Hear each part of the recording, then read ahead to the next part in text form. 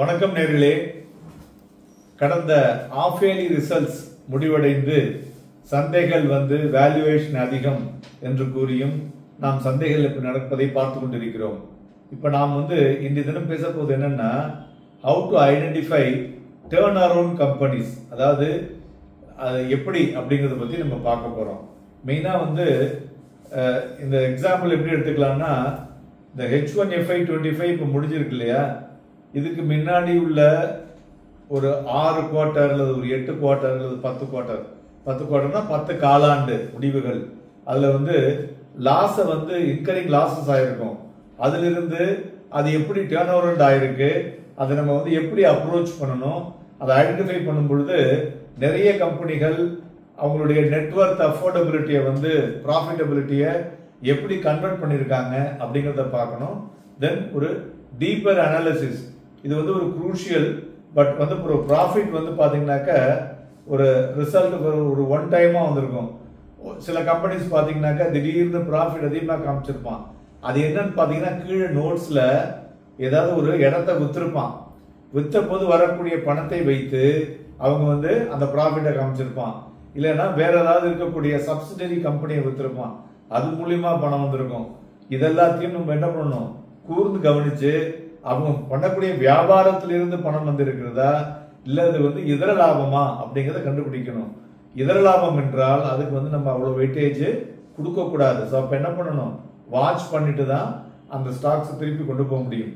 So மேலும் இதனுடைய ஒரு ஈவெண்ட்ஸ்ல ஆபரேஷனல் என்வரன்மெண்ட்ஸ்ல இம்ப்ரூவ்மெண்ட்ஸ் எப்படி ஆயிருக்கு அப்படிங்கறதையும் நம்ம பார்க்கணும். ஸோ இதை ஒரு எஃபெக்டிவா ஐடென்டிஃபை பண்ணணும்னா டர்ன் அரவுண்ட்ல ஃபோக்கஸ் ஆன் கம்பெனிஸ் அவங்களுடைய profits after several quarters continues லாசஸ்ல இருந்து காஞ்சிருப்பான்னு சொன்னேன் இல்லையா.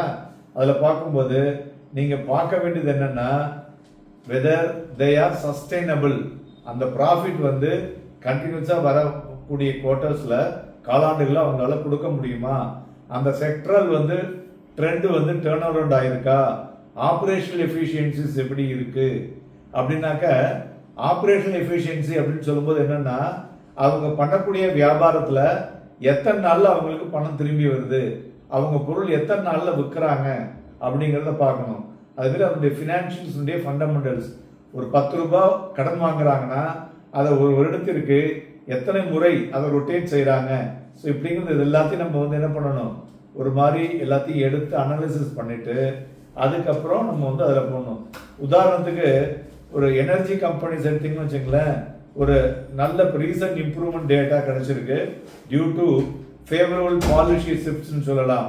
ஸோ அதனால இந்த ரெக்கவரிஸ் சஸ்டைனபிளா இருக்கக்கூடும். ஸோ இதை நம்ம ஒரு 2 குவார்டர்ல இருந்தே சொல்லிட்டு இருக்கோம். அது மாதிரி வேல்யூவேஷன் இருக்கு இல்லையா, அதுவுமே ஒரு பிவோட்டல் ரோல டர்ன் அரவுண்ட் கம்பெனிஸ்ல ரூல் பண்ணுதுன்னு சொல்லலாம். அதாவது என்னன்னா, ஸோ கம்பெனி ஸ்டில் இன் லாசஸ்ல இருக்கும், பட் ஒரு கிளியர் சைன் ஆஃப் ரெக்கவரியை நம்மளால அதுல பார்க்க முடியும். ஸோ அதனால அது மாதிரியும் கம்பெனியும் we have to spot அதை இன்வெஸ்டர்ஸ் டு பெனிஃபிட் பிரைஸ் ஆக்ஷனுக்காக அதை நம்ம பார்க்கலாம். அது அவனுடைய பினான்சியல் பர்ஃபார்மன்ஸ் இம்ப்ரூவ் ஆகக்கூடும். ஸோ இதுல ஒரு சில கம்பெனிகள் நான் இங்க உங்களுக்கு சொல்றேன். அதுல இருந்து ஒரே ஒரு கம்பெனி ஒரு எக்ஸாம்பிளுக்கு எடுத்துக்கிறேன். ஸோ இந்த companies with profit turn over ப்ராஃபிட்ல பார்த்தோம்னா, ஃபர்ஸ்ட் ஆஃப் இயர் FY25ல more then 4,000 crore market capitalisation உள்ளதுல எடுத்தோம்னு வச்சுங்களேன், like Tata steel, PB fintech, then Glenmark, Adani Wilmar, then Aditya Birla real estate, then Delhivery, Inox wind, Tejas network, then Reliance power, then Strides pharma, then Inox wind energy, Sterling and Wilson renewable energy, Ami organics, Pradeep phosphate, PC jeweller, GMR, TVS supply chain, நிறைய இருக்கு. So இதுல நம்ம இப்போ உதாரணத்துக்கு we will take the outlook of delivery limited. So இவங்க பாத்தீங்கன்னாக்க second consecutive quarter ஒரு profit everyday காமிச்சிருக்காங்க. எவ்வளவுன்னு பார்த்தோம்னா, ப்ராஃபிட் ஆஃப்டர் டாக்ஸ் 10.2 கோடி ரூபாய் compare to loss of 102 crores in Q2 FY24. So நம்ம இதை மாதிரி கம்பேர் பண்ணணும். அப்ப எவ்வளவு பண்ணிருக்காங்க, அந்த 100 கோடி லாஸையும் எடுத்து அதுக்கு மேல 10 கோடி பண்ணிருக்காங்க. ஸோ 110 கோடி ரூபாய் மேட்டர் ஆஃப் Q2 FY24 இருந்து Q2 FY25 1 இயர்ல வந்திருக்கு, 4 குவார்டர்ல. ஸோ அப்படின்னாக்கா ஒவ்வொரு குவார்டர்லையும் மோர் தென் 25 crores ப்ராஃபிட் வந்திருக்கு. ஸோ இந்த பர்ஃபார்மன்ஸ் எப்படி வந்தது அப்படின்னு பார்த்தீங்கன்னாக்க அவங்களுடைய பார்ட் ட்ரக் லோடு அப்படிங்கிற ஒரு சப்ளை செயின் செக்மெண்ட் மூலியமா ஒரு கிட்டத்தட்ட அந்த ரெவென்யூ 27% growth ஆயிருக்கு.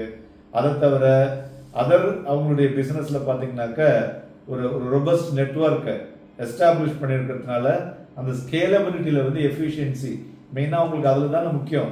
அது பண்ணினதுனால ஆப்ரேஷனல் இம்ப்ரூவ்மெண்ட்ல பார்த்தீங்கன்னா அவங்களால இன்வென்ட்ரியை வந்து கரெக்டாக மேட்ச் பண்ணி அட்ஜஸ்ட் பண்ணுறதுனால அவங்களால ஒரு 21 கோடி ரூபாய் reversal of previous imported oxygen கான்சன்ட்ரேஷன்லேருந்தும் அந்த பணமும் திரும்பி வந்ததில் அவங்களால வந்து அது சரியாக பண்ண முடிஞ்சது.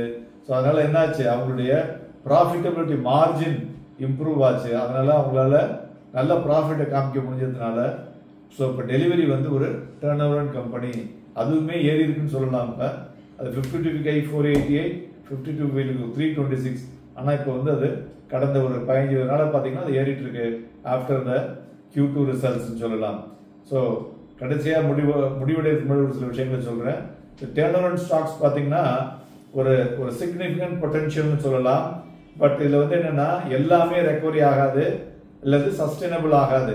ஸோ அதனால நம்ம வந்து ஒரு ரெக்கவர் அது என்ன ரிப்போர்ட்டட் லாஸ்லேருந்து எப்படி மேலே வராங்க அப்படிங்கிறத வந்து கரெக்டாக ரிசர்ச் பண்ணி ஒரு கான்ஸ்டன்ட் மானிட்டரிங்கோடு பண்ணும் பொழுது உங்களால் அந்த கம்பெனியை சரியாக புரிஞ்சுக்கிட்டு அதன் மூலிமா உங்களுடைய ஃபேக்டர்ஸ் எல்லாம் டிரைவ் பண்ணி கம்பெனிஸுடைய டர்ன் அரவுண்ட் ரிமைன் விஜிலண்டாக பார்த்து பண்ணிங்கனாக்க உங்களுடைய அதாவது ஹோம்ஒர்க் பார்த்தீங்களா அதுக்கு வந்து ஒரு பெட்டர் ரிட்டர்ன் கிடைக்கும். அதுதான் வந்து we call it as a wealth creation சொல்லுவோம். அதனால இது வந்து நான் ஒரு லாங் டேர்ம் கெயின்ஸ் ஒரு ஹை பொட்டன்ஷியல் ஆப்பர்ச்சுனிட்டிஸாக இருக்கக்கூடும். நண்பர்களே, நாளை தினம் சிறப்பு பதிவிலே வரும் வாரம் எப்படி இருக்கும், என்ன விஷயங்களை எல்லாம் ஹேண்டில் பண்ணணும் என்பதை பற்றி பேச இருக்கிறோம். எங்களுடன் இணைந்திருங்கள். நன்றி, வணக்கம்.